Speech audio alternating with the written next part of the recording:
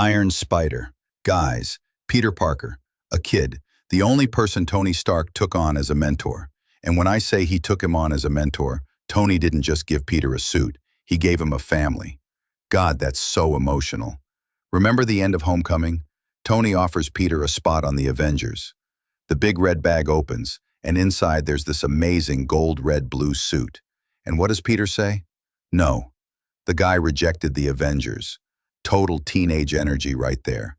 Can you imagine the look on Tony's face? A billionaire genius rejected by a 16-year-old kid. But here's the thing. Tony kept that suit anyway, because he knew. He knew that one day Peter would need it. Hey, Tony, would you take me on as a mentor too, alongside Parker? No? Just trying my luck here. And guys, that day came. Infinity War. Thanos is coming. The world is ending, and Peter gets launched into space. What does Tony do? Bam! He sends the Iron Spider to Peter. In nanoseconds, the suit wraps around Peter's body. This scene is literally breathtaking. You know how cool this suit is? It's got 4 mechanical spider legs on the back. They're called Waldos. Peter can control these legs with his thoughts. Neural reactive technology. It works with brainwaves. Plus, the suit is made entirely from nanotechnology. It can repair itself, survive in space, and basically works in sync with Peter's spider sense. But that's not even the best part. What was Tony thinking when he designed this suit? Keep Peter safe. That's why this suit isn't just a weapon. It's a protection system. Tony loved Peter like a son, and this suit is proof of that. I love Tony because this guy is a genius. And guess what happened? In No Way Home, Dr. Octopus ripped off the chest piece of this suit and stole its nanotechnology. But this stolen tech was actually an opportunity for Peter because, well, that's another story. Now let's move on to a real beast. Guys, get me up on stage real quick. I need to say something important. That fast, huh? Thank you. Hey, gather around, everyone. Let me grab the mic. Great. And let me get a spotlight too, my friends. If you're already enjoying my video, don't forget to subscribe right now and don't forget to like the video. You're so valuable to me. Don't forget. Anyway, guys, let's continue. Hulkbuster. Dude, what do you feel when you hear that name? Pure power, right? This suit is basically the craziest thing Tony and Bruce Banner designed together. And why? Because when the Hulk went out of control, they needed something to stop him. It's like the "what if Superman went bad" scenario, but for Hulk. Remember Age of Ultron? Scarlet Witch messes with Hulk's mind. Banner's not Banner anymore. There's only rage. And Hulk is flying through the middle of a city. What does Tony do? He says, "Call Veronica." And brother, this is epic. My favorite part. A massive satellite comes down from space. Modular parts fly onto Tony. A giant suit is built over the Mark 43, layer by layer. 11 feet tall, even taller than the Hulk. This scene is literally like Transformers meets Iron Man on steroids. I heard you ask this question. Tony named this suit Veronica. Why? Because Bruce Banner's ex-girlfriend's name is Betty.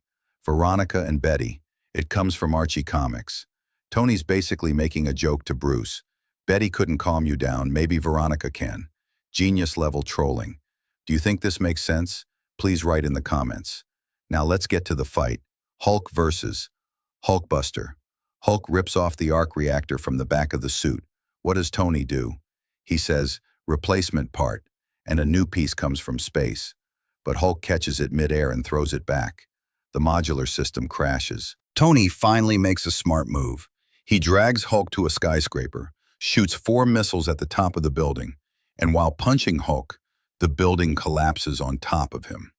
Just when he's about to attack again after seeing the military, BAM, the Hulkbuster's left arm knocks Hulk out. But guess what? Even though this suit is a real war machine, it's not as heavy-duty as the suit Tony designed for his closest friend.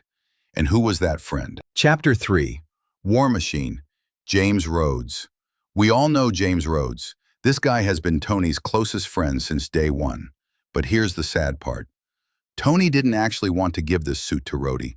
Search your memories right now and remember Iron Man 2. Tony's losing control and overdoing it at a party. He's endangering people with the Iron Man suit. Of course, Rhodey acts like a true friend here. He says, "Enough," and stands up to his closest friend. He takes the Mark II suit and flies away. This scene is very touching because Rhodey has to do this, stand against his best friend. Then our cool villain Justin Hammer gets involved. Did I hear you say cool? Dude, in grammar, that's called figurative language. Let's continue. Hammer is like a cheap version of Tony. He loads War Machine with weapons, minigun, missiles, everything. But the funny part is, Hammer's weapons suck. What happens in the end?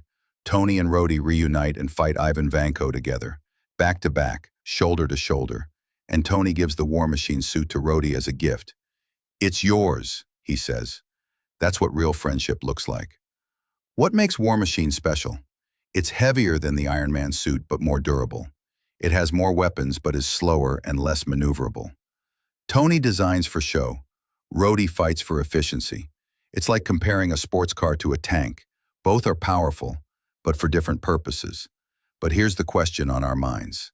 Tony designs such powerful suits for his friends. So what did he design for the woman he loved? Chapter 4. Rescue. Pepper Potts. Rescue.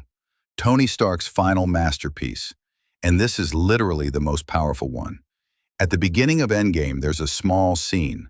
Morgan, Tony and Pepper's daughter, is playing in the garage. She's holding a blue gold helmet. What does Tony say? "Mom never wears the stuff I get her." That moment is basically heartbreak. Tony designed a suit for Pepper, but Pepper never used it. Why? Because Pepper doesn't want fighting, doesn't want war. She wants a normal life. But then, Thanos comes. The Battle of Earth begins. Doctor Strange opens portals. And guess who comes out of the portal? Pepper Potts, in the blue gold rescue suit. This scene is secretly one of Endgame's most epic moments, because Pepper isn't just a CEO anymore. Now she's an Avenger too. So how powerful is this suit? Guys, Pepper literally destroys a Chitauri Leviathan by herself. In the Avengers movie, Tony had to steal a missile from an aircraft carrier to beat that thing. Pepper, one energy blast. The suit has floating repulsor technology, meaning the repulsors can separate from her hands and fly around, firing from different angles. Tony's own Mark 85 suit doesn't even have this feature. Plus, the rescue suit is so powerful, it can literally bring Thanos to his knees. But that's not even the real beauty of it. Why did Tony make this suit? Because he knew. He knew his own death. And he knew there needed to be something to protect Pepper and Morgan. This suit is basically another way of Tony saying, "I love you 3000. A father's, a husband's final gift. Something to protect you even when I'm not here." And what happens in the end? Tony uses the Infinity Gauntlet. He says, "I am Iron Man," snaps his fingers, and dies. Pepper is there, in Tony's arms. She says, "We're gonna be okay. You can rest now." This scene, brother, this scene is literally the finale of an 11-year MCU journey.